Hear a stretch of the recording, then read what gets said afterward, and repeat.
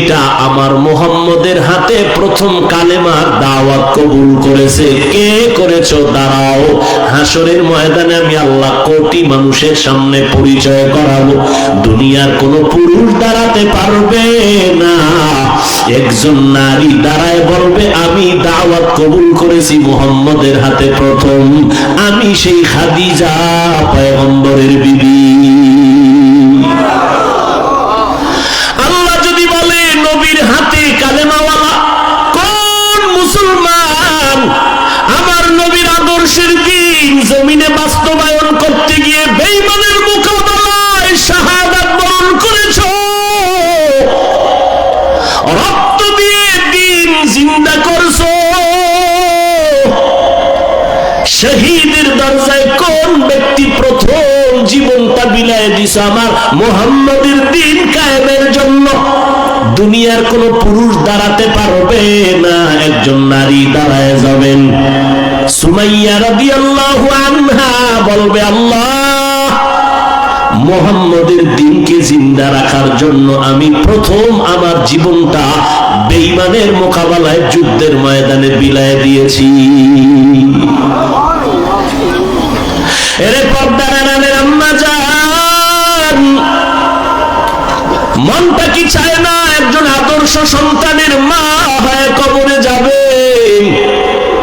আপনার সন্তানকে ডাক্তার বানান, আলহামদুলিল্লাহ। আপনার সন্তান ইঞ্জিনিয়ার হবে, আলহামদুলিল্লাহ। আপনার সন্তান একজন প্রফেসর হবে, আলহামদুলিল্লাহ। ও আম্মা জানেরা, আপনার সন্তানটাকে আপনি ডাক্তার ইঞ্জিনিয়ার বানাইয়েন, তবে অনুরোধ বেয়াদব বানাইবেন না। আপনার সন্তানের ব্যবহারে যেন আলেম ওলামারা কষ্ট না পায়, আপনার সন্তানের আচরণে যেন এলাকার কোন মুরব্বীরা কষ্ট না পায়, আপনার সন্তানের ব্যবহারে যেন অন্য সন্তান কষ্ট না পায়। আম্মা জান ইমাম গজালি রাহমাতুল্লাহি আলাইহি বলেন, প্রত্যেকটা সন্তানের জন্য মা হলো প্রাথমিক শিক্ষিকা।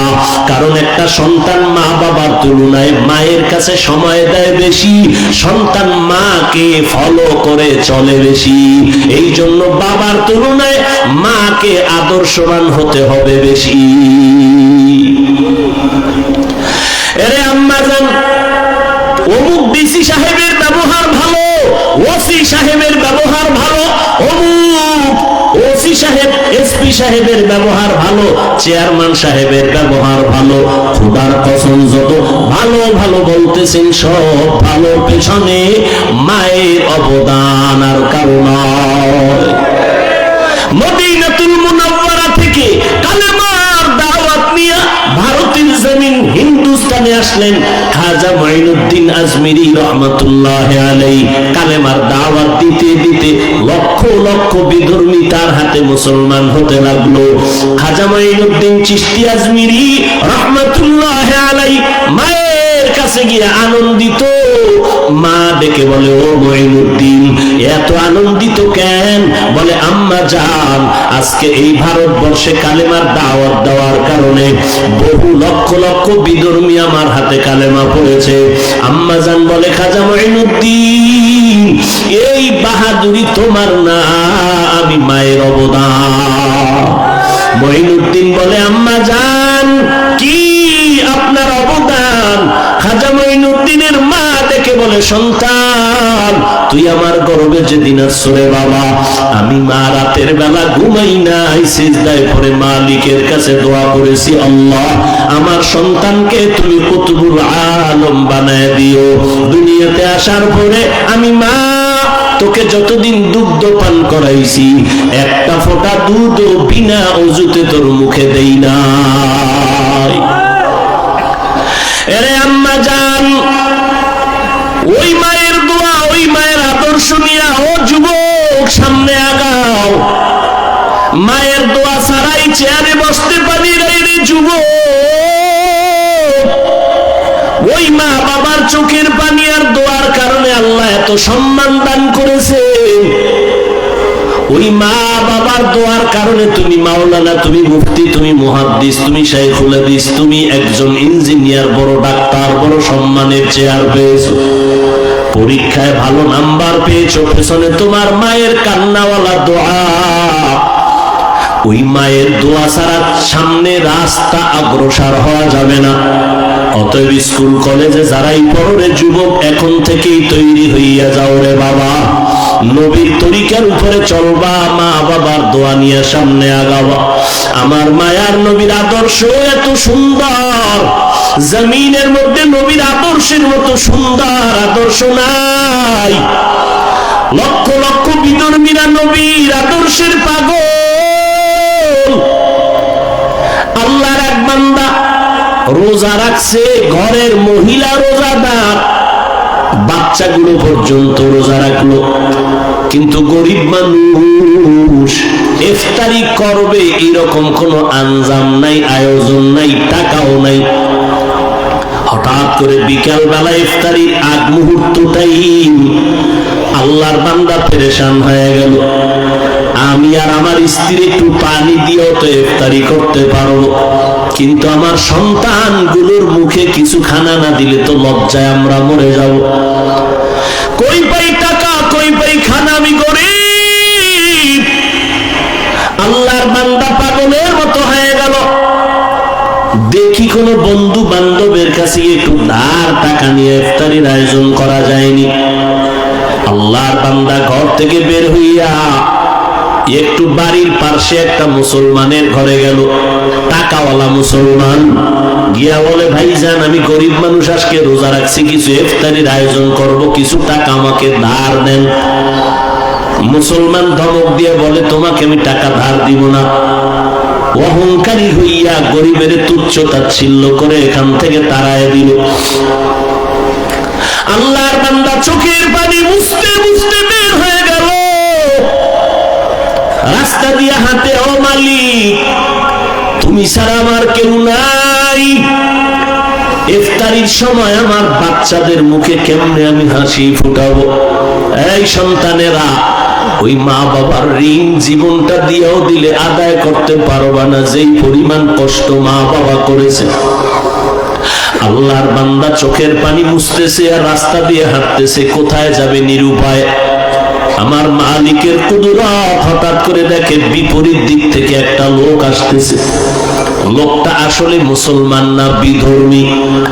যখনই মুসলমানের সামনে মুখোমুখি হয়ে গেল, মুসলমান এড়াইয়া যাওয়ার চেষ্টা করলো। বিধর্মী লোকটা দাঁড়ায় বলে, ভাইজান দাঁড়াও, কোথায় তুমি যাইতেছো? হঠাৎ করে নজর করে দেখে মুসলমানের চোখে কোথায় পানি টলমল করে। বলে, ভাইজান তুমি কি কষ্ট পাইয়া কই যাও? বলে, তুমি বিধর্মী, তোমাকে বলে কি লাভ হবে বলো? বলে, লাভ হোক না হোক একটু বলো রে বাবা। মুসলমান বলে, ভাই আমার ঘরে সব রোজাদার, ইফতারির কোনো আয়োজন নাই, আমি গরিব। আমার পাশে এক মুসলমানের কাছে গেলাম, সে আমারে ধাক্কা দিয়া তাড়ায় দিল। মুসলমান মুসলমানের কলিজায় আগলায়া ধরো, বুকের সাথে বুক মিলাবে। কিন্তু কি এক আদর্শ! আমি মুসলমান, আপনিও মুসলমান, আপনার মাথার টুপি একরকম, আমার টুপি আর এক রকম। এই শুধু এতটুকু ব্যবধানের কারণে কিছু মুসলমান আমাদের সালাম দেয় না, আমরা সালাম দিলেও তারা নেয় না। আছে না নাই?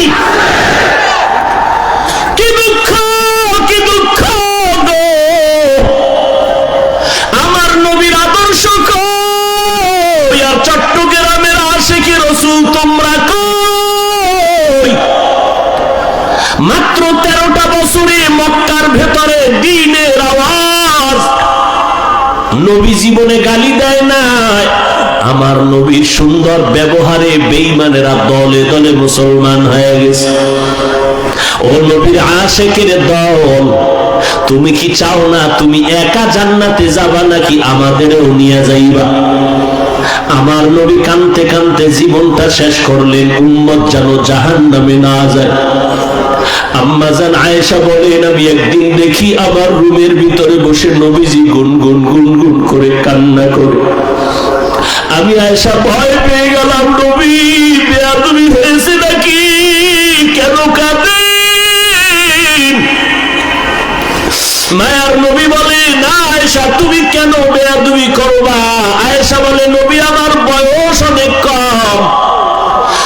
বছরে আপনার সাথে আমার বিবাহের বন্ধন হয়েছে, 9 বছরে আমি আপনার ঘরে আসলাম।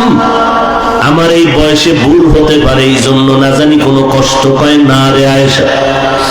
নবী তাহলে আপনি কেন কাঁদেন? মায়ার নবী বলেন, আয়েশা, হাসরের ময়দানের ভয়ঙ্কর অবস্থার কথা মনে পড়েছে, এজন্য কাঁদি। আমার উম্মতের কি উপায় হবে সেই হাসরের দিন, যেই হাসরের ময়দানে সূর্যের গরমে মাথার মগজগুলো টাস টাস করে ফেটে যাবে। ওই সময় আমার আল্লাহ রাগান্বিত হয়ে বলবেন, লিমানিল মুলকুল ইয়াউম লিল্লাহিল ওয়াহিদিল কাহ্হার। আমার আল্লাহর রাগান্বিত আওয়াজে হাসরের ময়দানটা থরথর করে কেঁপে উঠবে। অন্যদিকে জাহান্নামের আওয়াজ, জাহান্নাম বলবে, আল্লাহ কই, গুনাহগার গুলো কই, আমার পেটে দাও। ও আয়েশা, ওই সময় মানুষগুলো দাঁড়াবে সব উলঙ্গ, সূর্যের গরমে মাথার মগজগুলো ভাতের মারের মতো ফুটতে শুরু হয়ে যাবে। পায়খানার রাস্তা দিয়ে পেটের নাড়ি বুড়িগুলো পড়তে থাকবে, কান্নার কোনো শেষ হবে না। কেমন ভয়ঙ্কর অবস্থা হলে নবীদের কোনো গুনাহ নাই, তারাও নাফসি নাফসি বলে কাঁদবেন। মুসা নবী কাঁদবেন, আল্লাহ আমাকে বাঁচাও, সহ্য করতে পারি না হাসরের ময়দানের গরম। ঈসা নবী কাঁদবেন, আল্লাহ আমাকে বাঁচাও। ইব্রাহিম নবী কান্না করবেন, আমাকে বাঁচাও। আম্মা জান আয়েশা বলেন, নবী তখন আপনি কি করবেন? আপনি তো দু জাহানের সরদার। মায়ার নবী কাঁদেন আর বলেন, আয়েশা, ওই মুসিবতের সময় আমি মাকামে মাহমুদে সিজদায় পড়ে কাঁদবো আর বলবো, আল্লাহ আমার উম্মতের বাঁচাও। আমার একটা উম্মত যেন জাহান্নামে না যায়, আমি মদিনার নবী জান্নাতে যাব না, উম্মতের বাঁচাও বাঁচাও। আমি নবী উম্মতের জন্য কান্না করব। ও চট্টগ্রামের আশিকি রাসূলের দল, তোমার আদর্শ, মদিনার নবীর মুহাব্বতের আদর্শ কই? একটা মানুষের গালি দেওয়ার গুণটা পাইলা রে বাবা, সালাম দেওয়ার গুণটা কি অর্জন করতে পারলা না? একটা বান্দাকে লাথি মারিয়া তাড়াইয়া দেওয়ার গুণটা অর্জন করেছো, বুকে লাগাবার গুণটা কি অর্জন করতে পারলা না? যেই লোকটা বুঝে না তারে হাতে পায়ে ধইরা বুঝাবা, এটাই তো নবীর আদর্শ। যেই লোকটা দাড়ি রাখে না তাকে তুমি দাড়িওয়ালা বানানোর জন্য তুমি পকেটের টাকা ব্যয় করিয়া মায়ার আদর দিয়া বুঝাইবা, এটাই তো নবীর আদর্শ। বলো বাবা, তুমি কোন নবীর দরবারে গিয়া গালাগালি শিখছো? বলো রে বাবা। আজকে তুমি ভাগ করতেছো, আমি এক দল করি, তুমি আর এক দল করো। অথচ চিন্তা করে দেখছো নিরে বাবা, যুবকেরা একটু ভালো করিয়া শুনিয়া রাখ রে বাবা, যদি ভুল বলি বল, আমি তোর কাছে কানে ধইরা তওবা করে ক্ষমা চাইব। হিন্দুদের ধর্ম আলাদা, আদর্শ আলাদা। ইহুদির ধর্ম আলাদা, আদর্শ আলাদা। খ্রিস্টানের ধর্ম আলাদা, আদর্শ আলাদা। বৌদ্ধদের ধর্ম আলাদা, আদর্শ আলাদা। এবার একটু জবাব দাও, মুসলমানের ধর্ম কি এক না আলাদা? তুমি তাবলীগ, তুমি চরমনাই, কেউ দেওবন্দি, কেউ এই দুনিয়ার মধ্যে যে যেই লাইনে চলো, ও বাবা তুমি দাঁড়াইয়া নবীরে সালাম দাও, কেউ বসে সালাম দাও, যে যেই লাইনে আসো।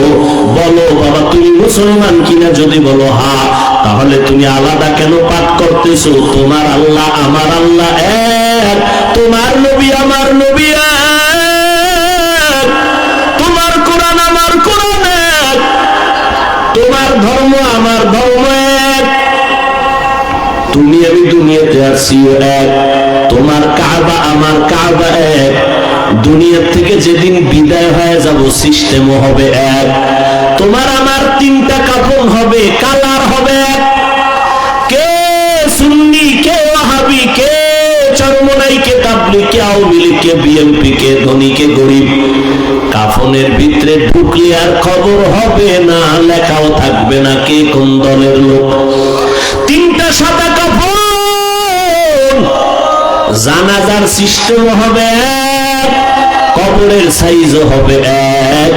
ওই কবরে রাখার পরে সবাইকে প্রশ্ন করবে তিনটা, তাও এক, তুমি হিন্দু না মুসলমান, নাকি তুমি তাবলিগলা না চরমনাই, না তুমি পাঁচকল্লি না গোলটুপি না সবুজ না সাদা, কোনো ভেদাভেদ নাই। কবরের ফেরেশতা তিনটা প্রশ্ন সবার বেলায় করবে, রবের পরিচয় দাও, ধর্মের পরিচয় দাও, রাহমাতুল লিল আলামিনের পরিচয় দাও। এই তিনটা প্রশ্নের জবাব যারা দিতে পারবে, তোমার আমার মায়ার নবী বলেন তার কবর হবে রওজাতুম মির রিয়াজিল জান্নাহ। আর এই তিনটা প্রশ্নের জবাব যদি দিতে না পারো, তার কবর হবে হুফরাতুম মিন হুফারিন নার। ও আল্লাহর বান্দা, আমার নবীর আদর্শ কেন এখনো অন্তরে ঢুকাইতে পারো নাই? আমার নবীরে গালি দিত, নবী তার কাছে বেশি যাইতেন, নবী তার জন্য বেশি বেশি দোয়া করতেন। আজকে তুমি আমারে গালি দিলা 13 বার, বলো আল্লাহর কাছে হেদায়েতের দোয়া করছো কয়বার? গালি দিয়েছো শত শতবার, বলো তাহাজ্জুদ পড়িয়া মাওলার কাছে হেদায়েতের দোয়া করেছো কয়বার? কই নবীরা আসে? তোমার মতো বান্দা নামাজ বাদ দিয়া, দাড়ি বাদ দিয়া, পর্দা বাদ দিয়া যদি মাওলার নবীর সুপারিশ পাও, তাহলে দাড়ি কামানেওয়ালাদের আর অপরাধটা কি হবে? এরে নবীর উম্মতের দল, আল্লাহর বান্দা কাঁদতেছেন, কিন্তু বিধর্মীর অন্তরে মায়া জন্ম হয়ে গেছে। মনে আছেনি? বিধর্মীর অন্তরে মায়া দেখে বলে তোমার জাতি ভাই মুসলমান তোমাকে তাড়াইয়া দিছে, বলে হ্যাঁ, তুমি যদি মনে কিছু না নাও, আমি তোমারে কিছু টাকা দেই, ধার, পারলে দিও, না পারলে দাবি নাই, যাও তুমি ইফতারির আয়োজন করো। আল্লাহর বান্দা গরিব, চোখের পানি মুছতে মুছতে যায়, দ্রুত গতিতে হালকা পাতলা ইফতারির আয়োজন করলো। বিধর্মী টাকা দিলেই টাকা নিয়া ইফতারি সামনে নিয়ে দোয়া কবুলের সময় সন্তানগুলো নিয়ে, স্ত্রীকে নিয়ে আল্লাহর বান্দা গরিব মানুষ হাত উঁচু করে আল্লাহর কাছে কান্না করে, আল্লাহ বিধর্মী লোকটা আমাকে ইফতারির আয়োজনের টাকা দিল ধার, আমি দিতে পারবো কিনা জানি না, এখন ওই লোকটার জন্য একটু দোয়া করতে মনে চায়। ও আল্লাহ, বিধর্মী লোকটার জন্য কি দোয়া করব জানি না, মাওলা আমি মূর্খ মানুষ, দোয়া করি তুমি কুদরতের হাতে তার সিনায় ইমানের নূরের বাতি জ্বালায় দাও। আল্লাহর বান্দা এই দোয়া করিয়া ইফতারি করলো, এরপরে রাতের বেলা আরামে ঘুমায় গেল, মাওলার কুদরত শুরু হয়ে গেল, বান্দার চোখের পানি বৃথা যাইতে পারে না। ওই মুসলমান অহংকারী ধনী আরেক মুসলমানের লাথি মারিয়া তাড়াইয়া দিয়া ঘুমাইছে, রাতের বেলা স্বপ্ন দেখে কিয়ামতের ময়দান কায়েম হয়ে গেছে। কিয়ামতের মাঠে মানুষগুলো সূর্যের গরম, ওদিকে জাহান্নামের আওয়াজ, মানুষগুলো ছুটাছুটি করে, কই যাবে, গরম সহ্য করতে পারে না। যেই মুসলমান অহংকারীটা নজর করে দেখে হাসরের মাঠের এক পাশে একটা সুন্দর বিল্ডিং দেখা যায়, সূর্যের গরম থেকে আত্মরক্ষার জন্য দৌড়াইয়া বিল্ডিং এর কিনারায় হাজির, গিয়া কয় দারোয়ান তালা লাগাইছো কেন, দরজাটা খোল, আমি একটু ভেতরে ঢুকে আরাম করবো, আমি সহ্য করতে পারি না গো। দারোয়ান কয় এই বিল্ডিং তোমার না, দেখছুনি নাম লেখা আছে? কয় জানি না, বুঝি না, কার নাম? কয় আল্লাহর পথে গরিবের যারা সাহায্য করবে তাদের জন্য এই বিল্ডিং। আল্লাহর বান্দার ঘুম ভেঙে গেছে, ঘুমের মধ্যে চোখে দেখে পানি, পাগল হয়ে গেছে, কি অপরাধ করেছি, আমার মুসলমান ভাইকে কাঁদাইছি, এইবার সকালবেলাই হলে দৌড় দিব, সকাল হতে হতে না হতে একটা দৌড় দিয়া মুসলমানের বাড়ির দরজায় গিয়া কয়, ভাই আমারে মাফ কইরা দে, তোর ইফতারি হইছিল নি? কয় হইছে। কে টাকা দিছে? কয় তোমার জানিয়া লাভ নাই। কয় দিছে কে একটু বল। কয় ওই এলাকার এক বিধর্মী আমারে দিছে। এইবার কয় আমারে মাফ কর। আমি কি মাফ করবো, আমার তো ইফতারি হয়ে গেছে। ওইবার লোকটা মুসলমান অহংকারী দৌড়াইয়া গেছে বিধর্মীর ঘরে। বিধর্মীর ঘরে গিয়া কয়, ভাই আমারে বুঝি সর্বনাশ করেছ? বিধর্মীকার সর্বনাশ আমি করি নাই, হলে তুমি নিজেই সর্বনাশ হয়েছ। কি ব্যাপার? কয় তুমি কয় টাকা দিছো গরিবের? কয় জানার দরকার কি? আমি ফিরাইয়া দিতে চাই। কয় না, আমি তো দাবি রাখিয়া টাকা দেই নাই, তুমি ফিরাইয়া দিবা কেন? গতকালকে লোকটারে কাদাইয়া ফিরাইয়া দিছো, এখন এত মায়া কেন? বিল্ডিং দেখা পাগল হয়ে গেছে। মুসলমান আশ্চর্য হয়ে গেল, বিল্ডিং দেখেছি ঘুমের ঘরে আমি, আর তুমি বিধর্মী কেমনে বুঝছো আমি বিল্ডিং দেখেছি? বিধর্মী কয়, মুসলমান আমাকে আর বিধর্মী বলে ধাক্কা দিস না রে মুসলমান, আমি এখন আর বিধর্মী নাই। বলে তো কি হয়েছে? বলে আমি যখন গরিবের টাকা দিছি আমার কলিজাটা ঠান্ডা হয়ে গেছে, কারণ এমন একটা মুহূর্তে আমি সহযোগিতা করেছি যেই মুহূর্ত ইফতারি টাইম। রাতের বেলা যখন আমি ঘুমাইছি, ঘুমের ঘরে দেখি মদিনাওয়ালা নবী হাজির। মদিনার নবী এসে আমার হাত ধরে কয়, কালেমা পড়। আমারে মায়ার মদিনার নবী এসে কালেমা পড়ায় দিয়েছে। আমি সজাগ হইয়া দেখি আমার জবানে কালেমা চলতেছে, আর আমাকে দেখাইছে তোর জন্য জান্নাতে বিল্ডিং। ও মদিনার নবীর আশিকের দল, একটু বালিশে মাথা লাগাইয়া চিন্তা করিও, মুসলমান হইয়া মুসলমানের বুকে লাগাইতে পারলা না, এত হিংসা কেন? নবীর আদর্শ কোথায় গেল? তুমি উম্মত কোথায় গেলা? ও নবীর আশিকের দল, এখন পর্যন্ত আশিক দাবি করতেছো, আমার মনে হয় তুমি এখন পর্যন্ত নবীকেই চিনতে পারো নাই। এই জন্য অনুরোধ করে বলবো, ওলামায়ে কেরামদের কাছে যাও, বাহাদুরি করিও না। ওই আলেমের কাছে যাইও যেই আলেমদের বয়ানে দিলটা নরম হয়, যেই আলেমের বয়ানে আমল বাড়ে, যেই আলেমের বয়ানে চোখে পানি আসে, যেই আলেমের কাছে গেলে মানুষ আমলওয়ালা হয়, তাদের কাছে বসো, তাদের বয়ান শুনিও। 2 ঘন্টা বয়ান শোনার দ্বারা যদি তোমার দিলের মধ্যে একটু পরিবর্তনের ছোঁয়া লাগতে পারে, তাহলে তুমি যদি দীর্ঘ বছর আলেমদের কাছে উঠা বসা করো, তোমার অন্তর কেন পরিবর্তন হবে না? অনুরোধ বিনয় অনুরোধ করে বলবো রে বাবা, আল্লাহর মুহাব্বত অন্তরে তৈরি করো, তওবা করো। পেছনে যত অন্যায় করেছো, কারে জানি কষ্ট দিয়েছো, কার চোখের পানি জানি ফালাইছো, এখনো সময় আছে, তওবা করে নাও। ওই অন্ধকার কবর বড় একার ঘর, ওই কবরে আমি বক্তা, আমি বাংলা না, কোনো প্রশ্ন করা হবে না। ওই সাদা কাপড় যখন পরাইবে, আমার গায়ের জামাটা পর্যন্ত বেলেট দিয়া কেটে কেটে আমার আপনজনেরা রেখে দিবে। ওই কবরে যদি জবাব দিতে পারি আমার রব আল্লাহ, আমার ধর্ম ইসলাম, আমার নবী মুহাম্মদ, তো জান্নাত পাবো। কিন্তু যেই গুনাহগার হইয়া রওনা দিতেছি কবরের জগতে, গুনার কারণে আমার হাত না পাক, চোখ না পাক, জিহ্বা না পাক, অন্তর না পাক, আমার ভেতরে অহংকারের গুনাহ, হাসাদের গুনাহ, হিংসার গুনাহ, গীবতের গুনাহ, আমি এই অবস্থায় তওবা না করিয়া যদি কবরে যাই, আমাকে যখন প্রশ্ন করবে রবের পরিচয় দাও, আমি বলবো হা হা লা আদরি, আমি কিছুই জানি না। আমাকে যখন প্রশ্ন করবে ধর্মের পরিচয় দাও, আমি বলবো হা হা লা আদরি, আমি কিছুই জানি না। আমাকে যখন নবীরে দেখায় বলবে চিনো, আমি তো নবীর সুন্নাত অনুযায়ী চলতে পারি নাই, আমার চুলের মধ্যে নবীর আদর্শ নাই, দাড়ির মধ্যে আদর্শ নাই, পোশাকের মধ্যে মদিনার আদর্শ নাই, নখ কাটার মধ্যে নাই, জুতা পরার মধ্যে নবীর আদর্শ নাই, খানার মধ্যে নবীর আদর্শ নাই, ব্যবসায় নবীর আদর্শ নাই।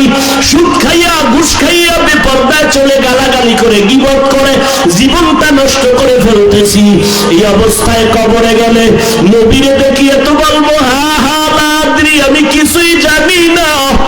আল্লাহর নবী বলেন সাথে সাথে আমার আল্লাহ অর্ডার দিবে, গাইবি আওয়াজ দিয়া বলবে ফেরেশতারা এই নাফরমানের জিজ্ঞাসা করার দরকার নাই, ওকে ধর। এই নাফরমানের দুনিয়াতে আমি আল্লাহ কম সুযোগ দেই নাই।